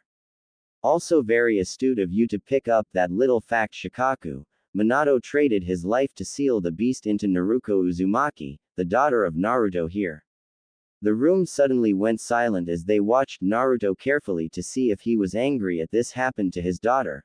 The civilians were confused when he seemed fine with the sealing. Why would he want his daughter to be a demon? Many of the shinobi were curious of him too. "Uzumaki, I'm sorry for the loss of your daughter. But the demon must be K." A civilian council member began but didn't finish when there was suddenly a dense killer intent in the room. Even the Hokage was sweating under the pressure. Then suddenly it was gone when Naruto heard crying and he quickly appeared over to the crib and picked Naruto up. Naruto began gently rocking and sending coups to his younger counterpart to calm her down. "I'm sorry, little Naruto. I didn't mean to scare you." A few moments later she calmed down and Naruto placed her carefully back in the crib. He turned around and sent a glare at the man who had spoken before. He didn't use ki again though. "My daughter is not dead, she is right here, counselor. Know the difference between the demon and the container. Also a Biju cannot be killed, weakened yes but not killed. If Naruko here was to die, the Kyuubi would be gone only temporarily, it would eventually reform to wreak havoc once more. You would only get maybe a few weeks of peace, then it would return to do what it started. Why do you think humans are used to seal the beasts away, idiot? She is keeping it safe from everyone. If Naruko dies, the Kyuubi would take a while to reform, maybe more along the lines of a year. Because it was sealed near Konoha, Kurama would probably flee the area or just use a Bijudama to wipe Konoha from a distance to avoid the same fate. The statement he used would help keep Naruko safer with luck. How do we know the demon won't influence the girl, boy? Looking over at the civilian who spoke, Naruto recognized him as one who always refused to serve him as a child. Glaring, he stated, "You really have such little faith in your recently passed Hokage's abilities." Pausing for a moment and inwardly laughing at the look on the man's face as he received glares from around the room. The young Jinchuriki continued, "The seal Yondaime-sama used is forbidden for a reason, not just because it requires the soul of the caster.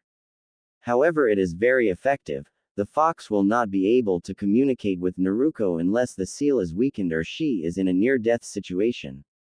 In this case, she will subconsciously open a link to it in order to save her life, because her mind would be weak in such a state. The Kyuubi will have control and would likely seek its revenge."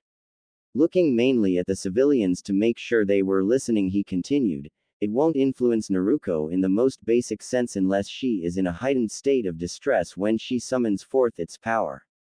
Even then it depends on Naruko's will and chakra reserves to fend off the rage and bloodlust that she will feel while channeling its chakra.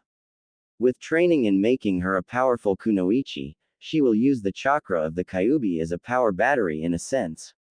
Taking a breath, he continued, "This is the problem that most villages have with their Jinchuriki. They are stupid to attack, neglect or make the person who contains the beast believe they are indeed the beast itself.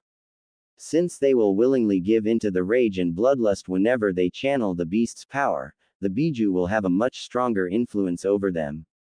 All the civilian councillors paled as they had all been thinking of finishing the late Yondaimi's work and killing the girl, or at the very least they all had thoughts of it making the girl miserable. But they were basically just told, anything like that would make the girl likely to become the beast they thought she already was. "You seem to know a lot about the abilities of a Jinchuriki Uzumaki." Turning to Danzo, he let out a sigh. It might be better to kill the fool before he does so much shit in the future. Then again, he did the dirty work behind the scenes that unfortunately did keep Konoha safe, at least according to Tsunade and Itachi. Still, Danzo's words pissed him off greatly. Everyone's eyes widened when Naruto's eyes shifted to silver with a black vertical slit, his whiskers thickened and his canines elongated. He quickly released the small amount of killing intent. Before he could speak, another voice interrupted. "I see. It makes sense that a Jinchuriki should raise another one, so I won't question you raising your own daughter, but which one do you contain?"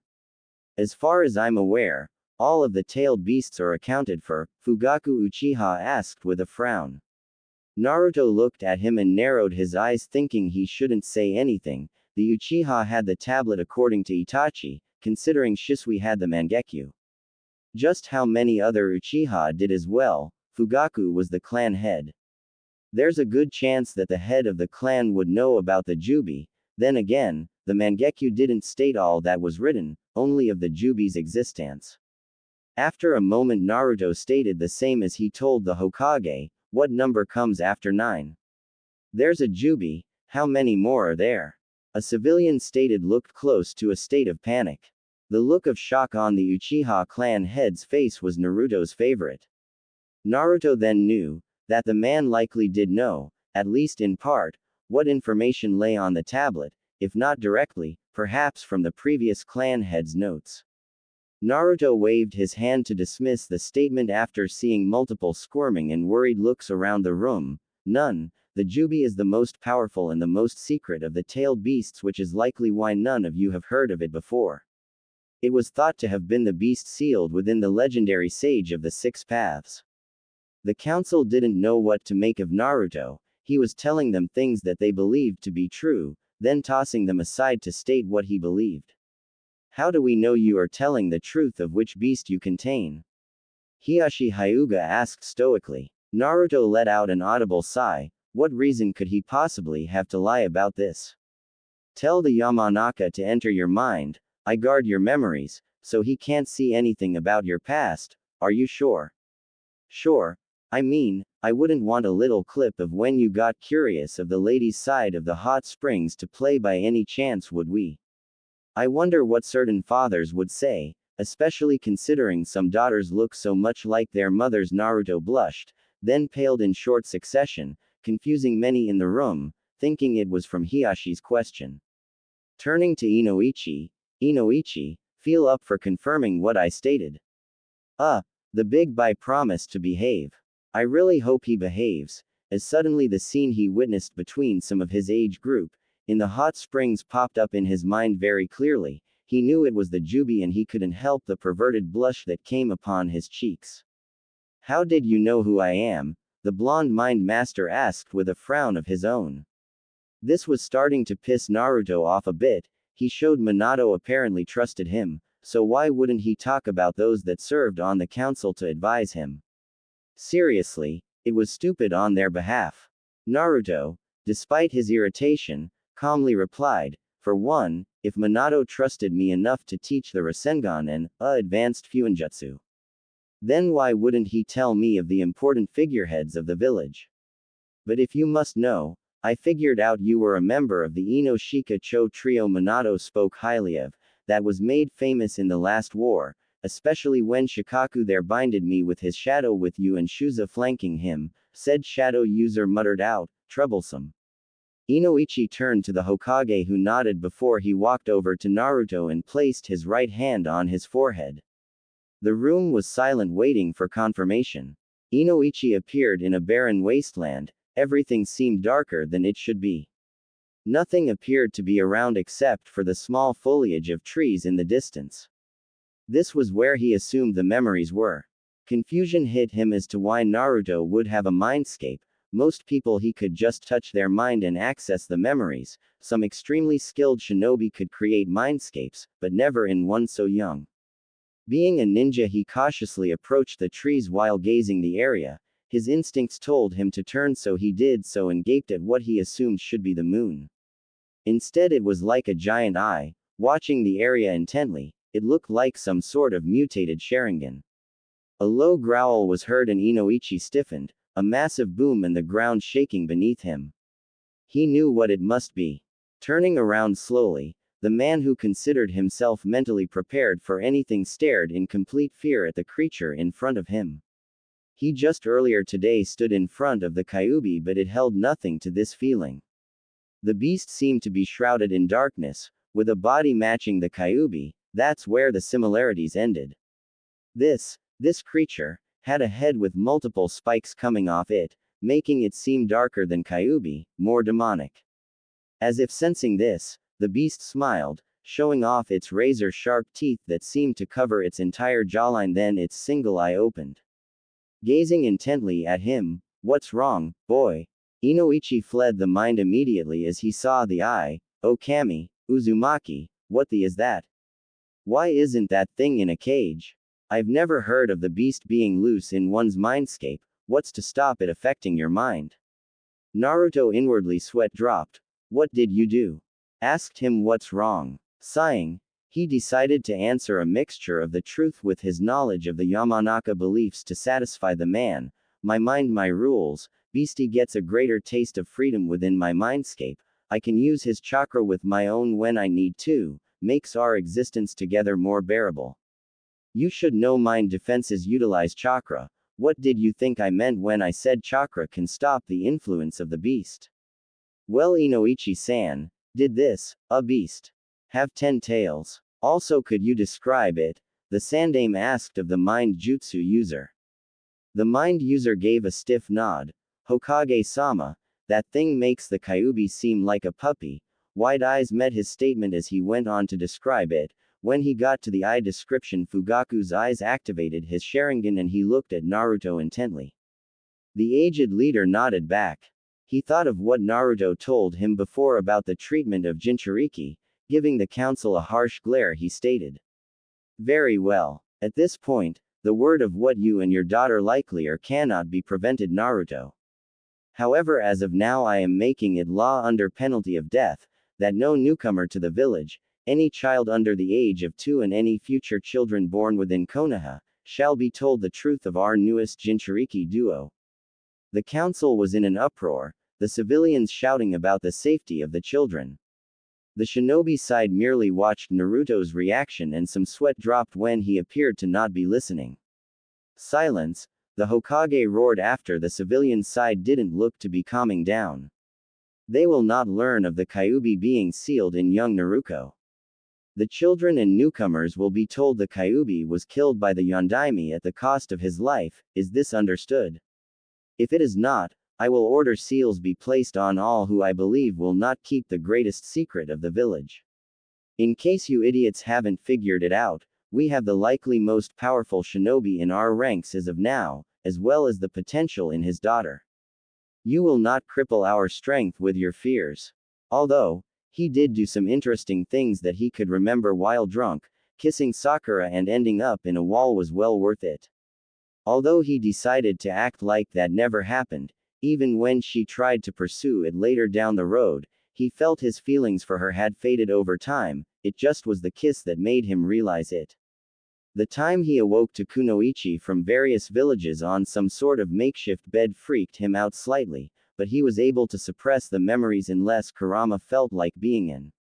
Shaking his head of his musings, he went upstairs to find 4 rooms. One was set up to obviously be Naruto's room when she was older, a spare room, the master bedroom with a cot next to the king-size bed. The last room was something that made Naruto pale and look at Naruto in shock as comprehension suddenly dawned on him and the punishment for one of his drunken nights. Flashback. Tsunade walked into the underground hideout that housed Killer Bee and Naruto. Looking up, the young Jinchuriki smiled. Granny Tsunade, what are you doing here? She scowled at the nickname that was given to her, then an evil smile made its way to her face, freaking out the blonde Jinchuriki. I hear you had an interesting night, brat. I'm here to teach you something in case you messed up. Naruto looked up in surprise and paled, realizing his antics with a certain Iwan Nin were already part of the gossip rounds. Are really a Hokage-sama? What are you gonna teach me? It was then that he heard crying and his nose twitched and he looked around in confusion. He sniffed the air and found it was coming from Tsunade's direction. Frowning, he said, no offense, Granny, but you smell really bad. Who's that with the crying baby? The woman looked like was about to stomp over and beat him into the ground, then a moment later it was gone. The evil grin came back again.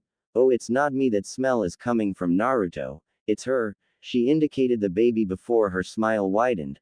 I'm going to teach you how to care for a baby for the next few weeks. It looks like lesson 1 is changing her diaper. W equals what? Why do I have to learn that? Naruto demanded, eyeing the baby like it was her fault. Tsunade began to cackle darkly. This is your punishment for falling for some hussy's tricks, trying to flee here 5 times to escape other kunoichi I've heard stories from. And just because I want to, now come here so I can show you. Naruto started to back away slowly. Get here. Now. Naruto took off running around the base with Tsunade after him. 15 minutes later, Tsunade was dragging a kicking and screaming Naruto who looked like he had been hit by a sledgehammer in the face repeatedly, back to the baby, while she was chuckling darkly and the attendant with the baby looked on in worry. Flashback end. Naruto suddenly realized that he would have to change, feed and bathe Naruto. He looked down at her sleeping face and flinched when her face twitched. As if she had sensed his fear, she opened her eyes slowly and looked up at him. He swallowed thickly when her face seemed to scrunch up for a moment before she began to cry. A familiar smell filled the air and he let out a loud sigh. Placing her on the table, he panicked for a moment before he made 2 Kage Bushin, ordering one to go make up some formula and the second to pass him what he needed. A few minutes later, Naruto lay quietly looking around in wonder in a fresh diaper and an orange top. The first Kage Bunshin returned to see Naruto was thanking Granny Tsunade, like some kind of god. Ah, boss, I've got the formula here. Naruto turned and nodded before taking it and ordering it to dismiss itself. He checked the memory to make sure it was done right before picking Naruto up and putting her on his lap. All right, Naruto, it's no ramen, but it is good for you. He began feeding her. Naruto couldn't help but look at her curiously.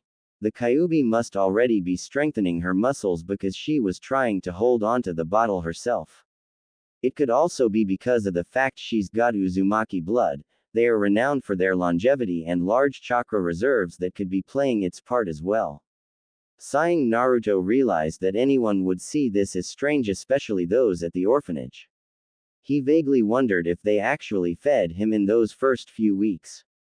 They probably didn't, hoping that the boy would die of starvation, but the Kyuubi would have kept him alive. Naruto ended up finishing the entire bottle and Naruto blinked before taking it away and burping her.